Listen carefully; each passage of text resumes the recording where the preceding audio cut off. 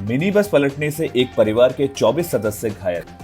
UP के बिंदा जिले में एक मिनी बस पलटकर नाले में गिरने से एक परिवार के 24 सदस्य घायल। चालक द्वारा वाहन पर नियंत्रण खो देने के बाद ये घटना हुई। ग्रेटर नोएडा में 7वीं मंजिल के फ्लैट से महिला की मौत। शनिवार को उत्तर प्रदेश के ग्रेटर नोएडा में 7वीं मंजिल के अपार्टमेंट से कथित तौर पर कूदने के बाद 45 वर्षीय एक महिला की मौत हो गई। हालांकि कूदने का कारण अभी तक पता नहीं चला। अलीगढ़ में एक ब्रांडेड सैलून के 2 श्रमिकों को कोरोना पॉजिटिव पाया गया। 23 साल की उम्र के 2 श्रमिकों का परीक्षण किया गया, जो कि सांगवान शहर में एक ब्रांडेड सैलून के कोरोना पॉजिटिव पाए गए। स्थिति ने लोगों में दहशत पैदा कर दी है। दोनों के संपर्क में आए सभी ग्राहकों का पता लगाया जा रहा है।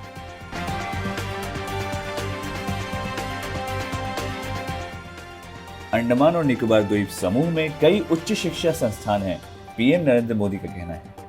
प्रधानमंत्री का कहना है कि अंडमान और निकोबार द्वीप समूह में एंकोल कॉलेज, मेडिकल कॉलेज और कानून सहित कई उच्च शिक्षा स्थान हैं। देश के दूर दराज के द्वीपों में जीवन को बदलने के लिए परियोजनाएं शुरू की गई हैं।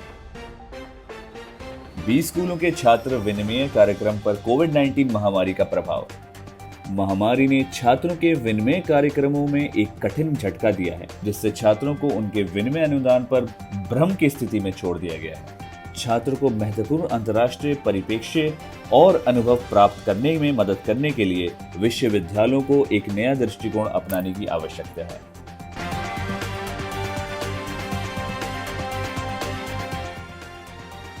महिला डॉक्टर ने अंबिकापुर में खुद को फांसी लगा ली।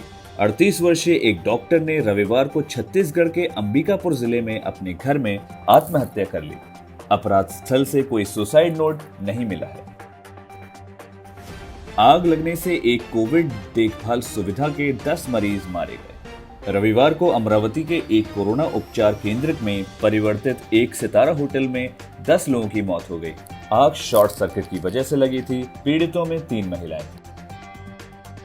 दिल्ली में कोविड-19 स्थिति नियंत्रण में, केजरीवाल का कहना है। अंबेडकर नगर में एक अस्पताल के उद्घाटन पर बोलते हुए मुख्यमंत्री अरविंद केजरीवाल ने कहा कि कोविड-19 की स्थिति नियंत्रण में हो गई है। उन्होंने हालांकि कहा कि सरकार सबसे खराब स्थिति का सामना करने के लिए पूरी तरह से तैयार है। हरियाणा सरकार ने ग्रामीण क्षेत्रों में आधुनिक पुस्तकालय स्थापित करने के लिए योजना बनाई। हरियाणा के डिप्टी सीएम जल्द ही ग्रामीण क्षेत्रों में छात्रों के लिए आधुनिक पुस्तकालय स्थापित करेंगे, अगर पंचायतें इस उद्देश्य के लिए जमीन उपलब्ध कराती है। उन्होंने ये भी कहा कि वे ग्रामीण क्षेत्रों में शिक्षा सुविधाओं की बेहतरी के लिए आने वाले महीनों में कई कदम उठाएंगे। केरल विमान दुर्घटना, 14 मरीज गंभीर हालत में। दुर्घटना के कारण का पता लगाने की जांच चल रही है। करीपुर हवाई अड्डे पर दुर्घटनाग्रस्त एयर इंडिया एक्सप्रेस के कम से कम 14 रोगियों की हालत गंभीर बनी हुई है। जांचकर्ता दुर्घटना के सटीक कारण को निर्धारित करने के लिए ब्लैक बॉक्स की जांच करने की कोशिश कर रहे हैं।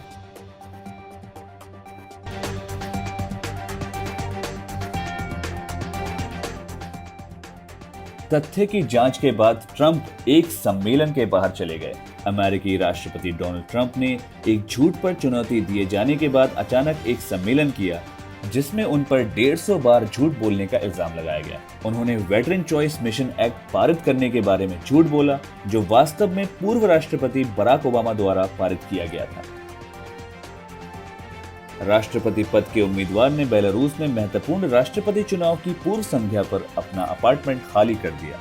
मुख्य विपक्षी उम्मीदवार स्वेटलाना तिखानोव्स्काया एक लंबे समय के नेता अलेक्जेंडर लुकाशेंको को चुनौती देने से पहले रात को छुप गईं। अलेक्जेंडर अपना 6ठा कार्यकाल चाह रहे हैं। स्वेटलाना के अभिनय ने कहा कि पुलिस के कई वरिष्ठ कर्मचारियों को हिरासत में लेने के बाद वो सुरक्षा कारणों से अपार्टमेंट से भाग गईं। 5.1 की तीव्रता वाले भूकंप ने वर्जीनिया सीमा पर हमला किया। वर्जीनिया के साथ राज्य की सीमा के साथ उत्तरी कैरोलिना के स्पार्टा शहर से लगभग 2 मील की दूरी पर 5.1 तीव्रता का भूकंप आया। ये 94 वर्षों में उत्तरी कैरोलिना का सबसे मजबूत भूकंप है। एक चौंकाने वाली दलील में एक पूर्व सहयोगी ने अरकानसास राज्य सेनेटर की हत्या करने की बात कबूल की। अरकानसास राज्य के पूर्व सेनेटर लिंडा कोलिंस स्मिथ की हत्या के संगिंद ने इस अपराध के लिए दोषी ठहराया। कॉलिन स्मिथ को पिछले साल जून में अपने घर में अपने पूर्व सहयोगी और करीबी दोस्त रेबेका लिन ओडोनेल की गिरफ्तारी के लिए मृत पाया गया था, जो अब अपराध करने के लिए दोषी साबित हुआ है। न्यूजीलैंड में पिछले 100 दिनों में एक भी कोरोना वायरस मामला सामने नहीं आया है। न्यूजीलैंड ने रविवार को 100 दिन चिह्नित किए क्योंकि इसने 19 मार्च को सख्त तालाबंदी करने के बाद कोरोना वायरस के प्रसार पर मोहर लगा दी थी। रोग से निपटने के लिए अपने तरीके के लिए प्रधानमंत्री जैकिंडा आर्डन के नेतृत्व की व्यापक रूप से दुनिया भर में प्रशंसा की जा रही है। Like, share and subscribe our channel and follow us for more updates on our social media handle.